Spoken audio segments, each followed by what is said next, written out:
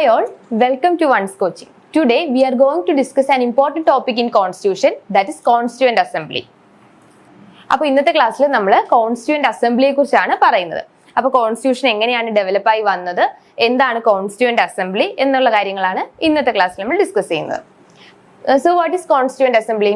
The Constituent Assembly of India was elected with the objective of framing the constitution of the country. അപ്പോൾ Constituent Assemblyയുടെ main aim എന്ന് വെച്ചാൽ അവിടെ constitution develop ചെയ്യുക എന്നുള്ളതായിരുന്നു, ഒരു constitution frame ചെയ്തെടുക്കുക എന്നുള്ളതായിരുന്നു നമ്മുടെ കോൺസ്റ്റിറ്റ്യൂവന്റ് അസംബ്ലിയുടെ മെയിൻ എയിം എന്ന് പറയുന്നത്. അപ്പോൾ 1947 നമുക്ക് ഇൻഡിപെൻഡൻസ് ഒക്കെ കിട്ടി. അത് കഴിഞ്ഞിട്ട് നമുക്ക് കറക്റ്റ് ആയിട്ട് ക്ലിയർ കട്ട് കോൺസ്റ്റിറ്റ്യൂഷൻ ഉണ്ടെങ്കിൽ മാത്രമേ നമ്മളുടെ റൂളിങ്സ് നമുക്ക് കറക്റ്റ് ആയിട്ട് വർക്ക് ചെയ്യാൻ പറ്റുള്ളൂ.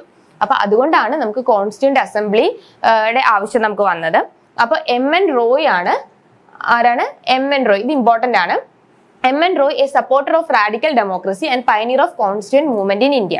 അപ്പൊ നമ്മളുടെ കോൺസ്റ്റിറ്റ്യൂഷന് വേണ്ടിയിട്ട് ഒരു ഐഡിയ പുട്ട് ഫോർവേഡ് ചെയ്ത ആളാണ് ഈ M.N. റോയ് എന്ന് പറയുന്നത്. He propose it in December 1934 മുതൽ തന്നെ അദ്ദേഹം നമുക്കൊരു കോൺസ്റ്റിറ്റ്യൂവന്റ് അസംബ്ലി വേണം, ഒരു കോൺസ്റ്റിറ്റ്യൂഷൻ വേണം എന്നുള്ള ഐഡിയ പുട്ട് ഫോർവേഡ് ചെയ്തു. അപ്പൊ ആദ്യം ഇതൊരു യൂണികാമറൽ ബോഡി ആയിരുന്നു.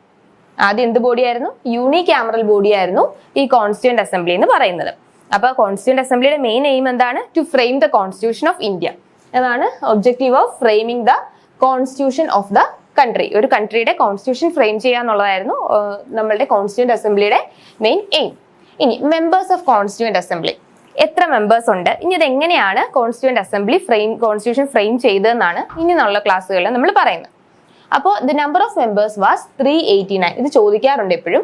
അപ്പൊ എത്ര ടോട്ടൽ മെമ്പേഴ്സ് എത്ര ഉണ്ടായിരുന്നു? 389 മെമ്പേഴ്സ് ഉണ്ടായിരുന്നു.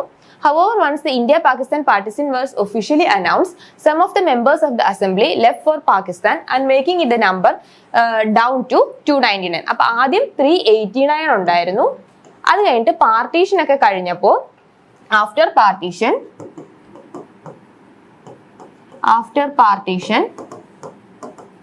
ഇതിന്റെ നമ്പർ എത്രയായി നമ്പർ? 299 ആയി. ഇതിന്റെ നമ്പർ 299 ആയി.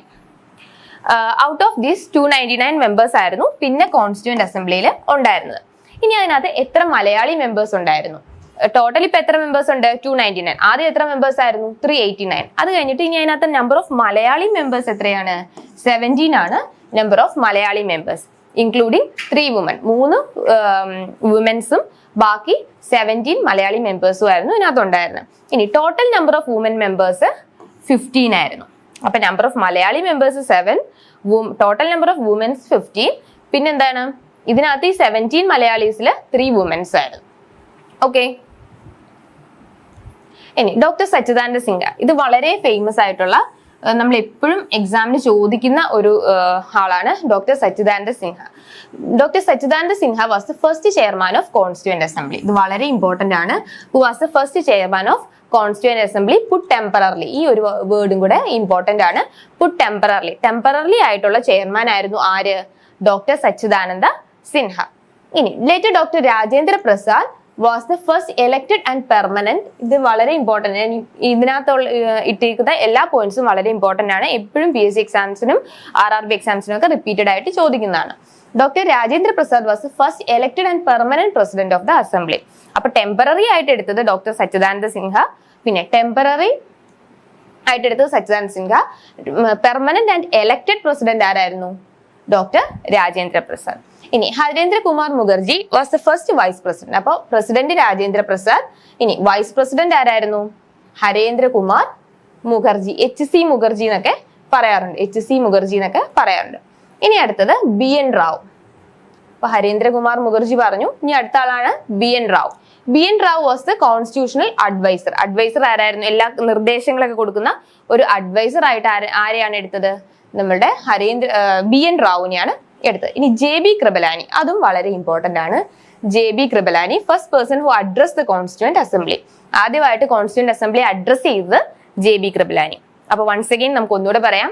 Doctor Sachchidananda Sinha first chairman of constituent assembly temporarily. ഇനി first permanent and elected president ആരായിരുന്നു? Doctor Rajendra Prasad.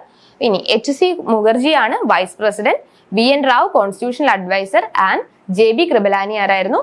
First person who address the constituent assembly. അപ്പം ഈ 4 പേരുകളും ഓർത്തിരിക്കുക. ഇനി നെക്സ്റ്റ് കോൺസ്റ്റിറ്റ്യൂന്റ് അസംബ്ലിയുടെ സെക്രട്ടറി ആണ് 𝐜𝐵R അയ്യങ്കർ. കോൺസ്റ്റിറ്റ്യൂന്റ് അസംബ്ലിയുടെ സെക്രട്ടറി ആരാണ്? 𝐜𝐵R അയ്യങ്കർ. ഇനി chief draftsman of the constitution of constituent assembly, അതായത് മുഖ്യ ഡ്രാഫ്റ്റ്സ്മാൻ, അതായത് ഈ കോൺസ്റ്റിറ്റ്യൂഷനെ ഡ്രാഫ്റ്റ് ചെയ്ത മെയിൻ ആളെന്ന് പറയുന്നത് SN മുഖർജിയാണ്. SN മുഖർജിയാണ് കറക്റ്റ് ആയിട്ടും കോൺസ്റ്റിറ്റ്യൂഷനെ ഡ്രാഫ്റ്റ് ചെയ്ത ആള് SN മുഖർജി. ഇനി കാലിഗ്രാഫർ ഓഫ് ഇന്ത്യൻ കോൺസ്റ്റിറ്റ്യൂഷൻ എന്ന് പറയുന്നത് പ്രേം ബിഹാരി നസ്രൻ റെയ്സാദയാണ് ഇതിന്റെ കാലിഗ്രാഫർ. ഇനി next one, original constitution was handwritten by, അതായത് ഒറിജിനൽ കോൺസ്റ്റിറ്റ്യൂഷൻ ഹാൻഡ് റിട്ടൺ ചെയ്തതാരാണ്? പ്രേം ബിഹാരി നസ്രിൻ റെയ്സാദ. അപ്പൊ ഇമ്പോർട്ടന്റ് ആയിട്ടുള്ളത് 𝐜𝐵R അയ്യങ്കർ ഇമ്പോർട്ടന്റ് ആണ്, SN മുഖർജി ഇമ്പോർട്ടന്റ് ആണ്, പിന്നെ കാലിഗ്രാഫർ എപ്പോഴും ചോദിക്കാറുണ്ട് റെയ്സാദ. ഇത് മൂന്നും വളരെ ഇമ്പോർട്ടന്റ് ആണ്. ഇനി next Malayali woman members of constituent assembly, ഇതും ചോദിക്കുന്ന ഇതാണ്. ആനി മെസ്ക്രിൻ ട്രാവൻകൂർ, ഓരോ സ്ഥലത്തും ഓരോ ആൾക്കാരും എവിടെ നിന്നാണ് വന്നത്? ആനി മെസ്ക്രിൻ ട്രാവൻകൂർ, അമ്മു സ്വാമിനാഥൻ മദ്രാസ്, ദാക്ഷായണി വേലായുധൻ മദ്രാസ്. ഇത് മൂന്നുപേരും, ഇതാണ് നമ്മൾ ആദ്യം പറഞ്ഞായിരുന്നല്ലോ, ടോട്ടൽ 17 മലയാളി മെമ്പേഴ്സ് ആണ്. അതിനകത്ത് 3 വുമൻസ് ആന്ന് പറഞ്ഞല്ലോ. ആ 3 വുമൻസ് ആണ് ഇവര് മൂന്നുപേരും, ആനി മെസ്ക്രിൻ, അമ്മു സ്വാമിനാഥൻ ആൻഡ് ദാക്ഷായണി വേലായുധൻ. ഈ പേര് മാത്രമല്ല, അവർ എവിടെയാണ് റെപ്രസെന്റ് ചെയ്തതെന്നുള്ള ഈ പ്ലേസും കൂടെ ഇമ്പോർട്ടന്റ് ആണ്, അതും ചോദിക്കാറുണ്ട്. ഇനി next committees of constituent assembly of India. ഇനി കോൺസ്റ്റിറ്റ്യൂന്റ് അസംബ്ലി എന്ന് പറയുന്ന ഒരു അസംബ്ലിയിൽ കുറച്ച് ചെറിയ കമ്മിറ്റീസ് ഫോം ചെയ്തായിരുന്നു. അതെന്തിനു വേണ്ടിയിട്ടാ? നമ്മൾ ഇത്രയും വലിയൊരു അസംബ്ലി വെറുതെ ഒരു ജനറൽ ആയിട്ട് ഒരു കാര്യം ചെയ്യുവാണെങ്കിൽ അത് കറക്റ്റ് ആയിട്ട് കിട്ടില്ല. അപ്പൊ കോൺസ്റ്റിറ്റ്യൂഷൻ ഡ്രാഫ്റ്റ് ചെയ്യാൻ വേണ്ടി ഒരു കമ്മിറ്റി, പിന്നെ അതിന്റെ റൂൾസ് മാത്രം നോക്കാൻ വേണ്ടി വേറൊരു കമ്മിറ്റി, പിന്നെ അങ്ങനെയുള്ള കുറച്ച് യൂണിയൻ കമ്മിറ്റി, അങ്ങനെ പല കമ്മിറ്റീസ് ഫോം ചെയ്തായിരുന്നു. ആ കമ്മിറ്റീസിലൊക്കെ ഓരോരോ ഹെഡിനെയും കൊടുത്തിട്ടുണ്ട്. അപ്പൊ അത് ഏതൊക്കെയാന്ന് നോക്കാം. Drafting committee doctor BR Ambedkar, union constitution committee Jawaharlal Nehru, union power committee Jawaharlal Nehru, States committee Jawaharlal Nehru, steering committee Rajendra Prasad, rules of procedural committee Rajendra Prasad, provincial constitution committee Sardar Vallabhbhai Patel. ഇത് എന്തിനാന്ന് വെച്ചാൽ ഡ്രാഫ്റ്റ് ചെയ്യാൻ വേണ്ടിയിട്ടാണ് drafting committee. Union constitution committee എന്ന് പറഞ്ഞാൽ മെയിൻ ആയിട്ടുള്ള കുറച്ച് മെമ്പേഴ്സിനെയൊക്കെ കോൺസ്റ്റിറ്റ്യൂട്ട് ചെയ്ത് അവർക്ക് ഇന്ന ജോലികൾ കൊടുക്കാൻ വേണ്ടിയിട്ട്. പിന്നെ സ്റ്റേറ്റ് കമ്മിറ്റി ഉണ്ടായിരുന്നു, സ്റ്റിയറിംഗ് കമ്മിറ്റി, അതും ഇതുപോലെ തന്നെ ലീഡർഷിപ്പിന് വേണ്ടിയിട്ടാണ് സ്റ്റിയറിംഗ് കമ്മിറ്റി. പിന്നെ പ്രൊസീജിയേഴ്സ് ഒക്കെ നോക്കാൻ, റൂൾസിനെയൊക്കെ നോക്കാൻ വേണ്ടിയിട്ട് റൂൾസ് ഓഫ് പ്രൊസീജറൽ കമ്മിറ്റി, പ്രൊവിൻസസിന് വേണ്ടി ഇമ്പോർട്ടൻസ് കൊടുക്കാനായിട്ട് പ്രൊവിൻഷ്യൽ കോൺസ്റ്റിറ്റ്യൂഷണൽ കമ്മിറ്റി. ഇതിനകത്ത് ഇമ്പോർട്ടന്റ് ഈ സ്റ്റിയറിംഗ് കമ്മിറ്റി എപ്പോഴും ചോദിക്കാറുണ്ട്, ഇത് ഇമ്പോർട്ടന്റ് ആണ്. അതുപോലെ തന്നെ സ്റ്റേറ്റ് കമ്മിറ്റിയും ഇമ്പോർട്ടന്റ് ആണ്, ഡ്രാഫ്റ്റിംഗ് കമ്മിറ്റിയും ഇമ്പോർട്ടന്റ് ആണ്. ഇത്രയും കമ്മിറ്റീസ് ചോദിക്കാറുണ്ട്. Drafting committee, state committee, steering committee എല്ലാ എക്സാംസിനും ചോദിക്കാറുള്ളതാണ്. ജനറൽ ആയിട്ട് ഇതൊന്നും ബാക്കി എല്ലാ കമ്മിറ്റീസിനെ പറ്റിയും ഒരു നോളജ് ഉണ്ടായിരിക്കുന്നത് important.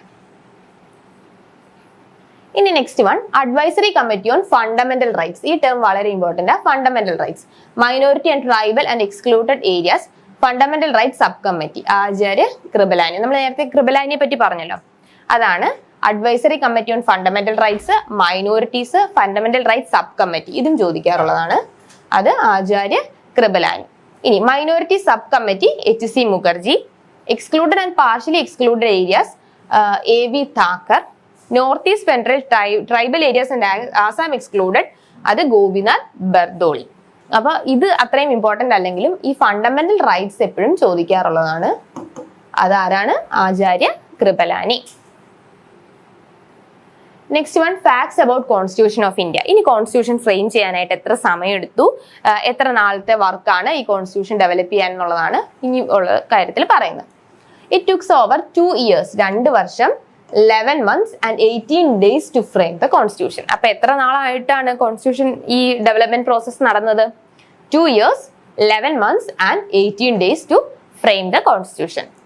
The original drafts of the constitution were handwritten, not typed or printed. Original draft എന്ന് പറയുന്നത് ഹാൻഡ് റിട്ടൺ ആയിരുന്നു. നമ്മൾ നേരത്തെ പറഞ്ഞില്ലേ ഒറിജിനൽ കോൺസ്റ്റിറ്റ്യൂഷൻ ഹാൻഡ് റിട്ടൺ ചെയ്തത് റെയ്സാദ എന്ന് പറഞ്ഞല്ലോ. അപ്പൊ ഒറിജിനൽ കോൺസ്റ്റിറ്റ്യൂഷൻ എന്ന് പറയുന്നത് ഹാൻഡ് റിട്ടൺ ആയിരുന്നു. അഗെയിൻ നമ്മൾ അത് തന്നെ പറയുന്നു, പ്രേം ബിഹാരി റെയ്സാദയാണ് calligraphist who handwritten the structure of India. The constitution of India was written in English and Hindi originally. 2 ലാംഗ്വേജിലാണ് ഒറിജിനൽ ആയിട്ട് കോൺസ്റ്റിറ്റ്യൂഷൻ എഴുതിയത്. ഏതൊക്കെയാണ്? English and Hindi. Next one, the constitution of India has a lot of elements that have been borrowed from constitution. നമ്മൾ ഈ constitution നമ്മൾ draft ചെയ്തപ്പം പല സ്ഥലത്തു നിന്നാണ് ഓരോ കാര്യങ്ങളും നമ്മൾ എടുത്തത്.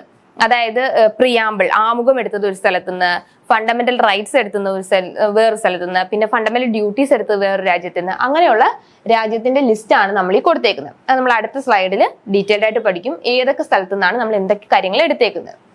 The basic structure of Indian Constitution borrow from the Government of India Act 1935. നമ്മൾ ഓൾറെഡി ക്ലാസ്സിൽ ഡിസ്കസ് ചെയ്തതാണ്. 1935 drafted by British government. British government 1935 government of India ആക്ടിൽ നിന്നാണ് മെയിൻ ആയിട്ട് ഒരു ഡ്രാഫ്റ്റ് നമുക്ക് കിട്ടിയത്. ഇന്ത്യസ് വേൾഡ്സ് ലെങ്തിയസ്റ്റ് കോൺസ്റ്റിറ്റ്യൂഷൻ, ഏറ്റവും ലെങ്ത് ഉള്ള കോൺസ്റ്റിറ്റ്യൂഷൻ എന്ന് പറയുന്ന ആരുടെയാണ്? ഇന്ത്യയുടെയാണ്. India's constitution is the world's lengthiest constitution. The country follows bicameral parliament. അല്ലെ, നമുക്ക് രണ്ട് സഭകളുണ്ട്, രാജ്യസഭ, ലോകസഭ. ബൈകാമറൽ ലെജിസ്ലേഷൻ ആണ് നമ്മളുടെ ഇന്ത്യ ഫോളോ ചെയ്യുന്നത്. ഇനി നമ്മൾ ഓരോ സ്ഥലം, ഞാൻ നേരത്തെ പറഞ്ഞല്ലോ, നമ്മുടെ ഓരോ കൺട്രീസിൽ നിന്നുമാണ് നമ്മളുടെ ഓരോ കാര്യങ്ങളും നമ്മൾ എടുത്തേക്കുന്നത്. അതിന് UK നിന്ന് നമ്മൾ എന്തൊക്കെയാണ് എടുത്തേക്കുന്നത് അതാണ് ഇതിനകത്ത് പറഞ്ഞേക്കുന്നത്. പ്രസിഡന്റിന്റെ പദവി, പ്രസിഡന്റിന്റെ rules, cabinet system, post of prime minister, parliamentary type of government, bicameral parliament, council of ministers responsible to lower house, provision of speaker in Lok Sabha. ഇത്രയും കാര്യങ്ങൾ നമ്മൾ ഏത് രാജ്യത്തു നിന്നാണ് എടുത്തേക്കുന്നത്? UK നിന്നാണ് എടുത്തേക്കുന്നത്. ഇനി നെക്സ്റ്റ് വൺ USA നിന്ന് എന്താണ്? Written constitution. ഒരു കോൺസ്റ്റിറ്റ്യൂഷൻ എന്ന് പറഞ്ഞാൽ റിട്ടൺ ആയിരിക്കണം. അപ്പോയിന്റ്മെന്റ് ഓഫ് വൈസ് പ്രസിഡന്റിന്റെ അപ്പോയിന്റ്മെന്റ്, പിന്നെ ഫണ്ടമെന്റൽ റൈറ്റ്സ്, അത് ചോദിക്കാറുണ്ട്. ഫണ്ടമെന്റൽ റൈറ്റ്സ് വളരെ ഇമ്പോർട്ടന്റ് ആണ്. ഫണ്ടമെന്റൽ റൈറ്റ്സ് എവിടുന്നാണ് എടുത്തേക്കുന്നത്? USA നിന്നും. Supreme court, head of the state known as president, provision of States, judicial review. നമുക്കൊരു ജുഡീഷ്യൽ സിസ്റ്റം വേണം. അതുപോലെ പ്രസിഡന്റ് ആണ് നമ്മുടെ രാജ്യത്തിന്റെ ഹെഡ് എന്നുള്ള കാര്യങ്ങളൊക്കെ USA നിന്നാണ്. Next one Australia. ഏതാണ്? Concurrent list, central state relationship, language of the preamble. ഏത് ലാംഗ്വേജിലാണ് എഴുതേണ്ടത്? പ്രിയാമ്പിൾ മീൻസ് എന്താണ്? ആമുഖം. ഇനി USSRൽ നിന്ന് എന്താണ്? Fundamental duties. ഇത് ഇമ്പോർട്ടന്റ് ആണ്. ഫണ്ടമെന്റൽ ഡ്യൂട്ടീസിന്റെ കാര്യം എപ്പോഴും ചോദിക്കുന്നതാണ്. 5 year പ്ലാൻ, അതും ചോദിക്കാറുണ്ട്. ഇനി ജർമ്മനിയിൽ നിന്നും എമർജൻസി പ്രൊവിഷൻ. നമുക്ക് രാജ്യത്ത് ഒരു എമർജൻസി വരുവാണെങ്കിൽ നമ്മൾ നാഷണൽ എമർജൻസി, സ്റ്റേറ്റ് എമർജൻസി, അങ്ങനെയൊക്കെ കുറെ എമർജൻസീസ് ഉണ്ട്. അപ്പൊ ആ എമർജൻസി വരുവാണെങ്കിൽ, ഒരു അടിയന്തരാവസ്ഥ വരുവാണെങ്കിൽ നമ്മൾ എവിടുന്നാണ് ആ കാര്യങ്ങളൊക്കെ, ആ റൂൾസ് ഒക്കെ എടുത്തേക്കുന്നത് എവിടുന്നാണ്? ജർമ്മനിയിൽ നിന്നാണ്. ഇനി ജപ്പാനിൽ നിന്ന് എന്തൊക്കെ എടുത്തേക്കുന്നത്? Law on which the supreme court function. ഒരു സുപ്രീം കോർട്ടിന്റെ ഫംഗ്ഷൻ എങ്ങനെയാണ് പ്രവർത്തിക്കേണ്ടത്, സുപ്രീം കോർട്സിന് എന്തൊക്കെ റൂൾസ് ആണ്, എന്തൊക്കെ പവേഴ്സ് ആണ് സുപ്രീം കോർട്ടിലുള്ളത്, അതൊക്കെ ജപ്പാനിൽ നിന്നാണ് എടുത്തേക്കുന്നത്. ഫ്രം കാനഡയിൽ നിന്നോ?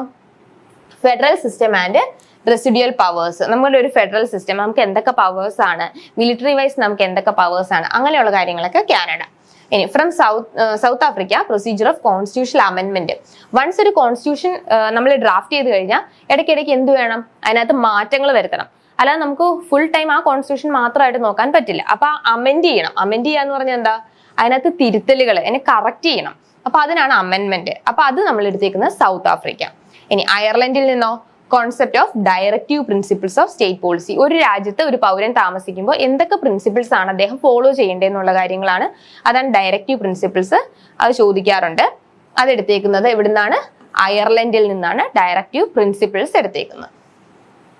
ഇനി പ്രിയാമ്പിൾ എന്താണ്? Preamble of Indian constitution was adopted on 26 November 1949. അത് ഇമ്പോർട്ടന്റ് ആണ്.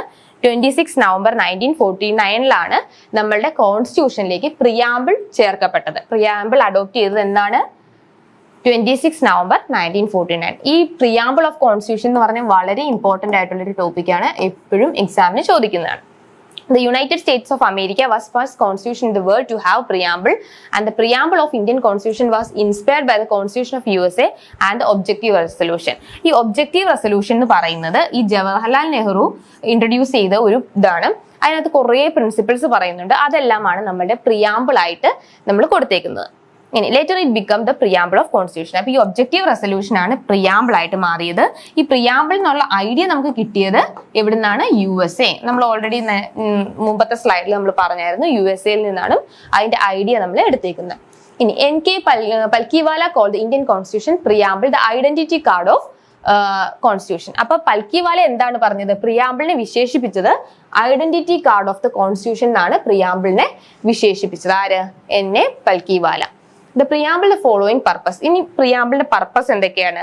It indicates the source from which constitution come the people of India. ആ പ്രിയാമ്പിൾ തുടങ്ങുന്നത് we the people of India, നമ്മൾ ഇന്ത്യയിലെ ജനങ്ങളാവുന്ന നമ്മൾ എന്ന് പറഞ്ഞാണ് കോൺസ്റ്റിറ്റ്യൂഷൻ എന്ത് ചെയ്യുന്നത്? സ്റ്റാർട്ട് ചെയ്യുന്നത്. It contains the enacting clause which brings in to force of constitution. എന്തൊക്കെ കാര്യങ്ങൾ കോൺസ്റ്റിറ്റ്യൂഷൻ ചെയ്യാം എന്നുള്ള കാര്യങ്ങളൊക്കെ കോൺസ്റ്റിറ്റ്യൂഷൻ പ്രിയാമ്പിളിൽ പറഞ്ഞിട്ടുണ്ട്. It declares the great rights and freedom which the people of India attended to secure all citizen. അതായത് ഈ നമ്മളുടെ ഇന്ത്യൻ സിറ്റിസനെ സെക്യൂർ ചെയ്യാൻ വേണ്ടിയിട്ടുള്ള എല്ലാ കാര്യങ്ങളും നമ്മൾ എവിടെ പറയുന്നുണ്ട്? പ്രിയാമ്പിളിൽ പറയുന്നുണ്ട്.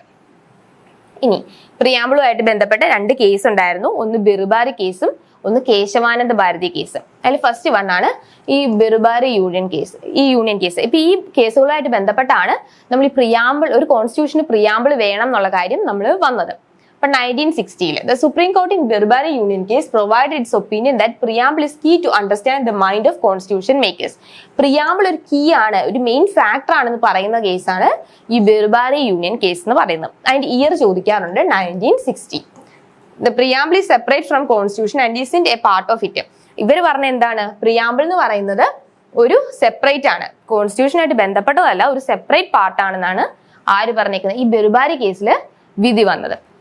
ഇനി next one Kesavananda Bharati case. അത് 1973 ആ ഇയറും ഇമ്പോർട്ടന്റ് ആണ്. ഇത് നേരെ ഓപ്പോസിറ്റ് ആണ്, ബിർബാരി കേസിന് നേരെ ഓപ്പോസിറ്റ് ആണ് കേശവാനന്ദ ഭാരതി ഇത് പറഞ്ഞത്.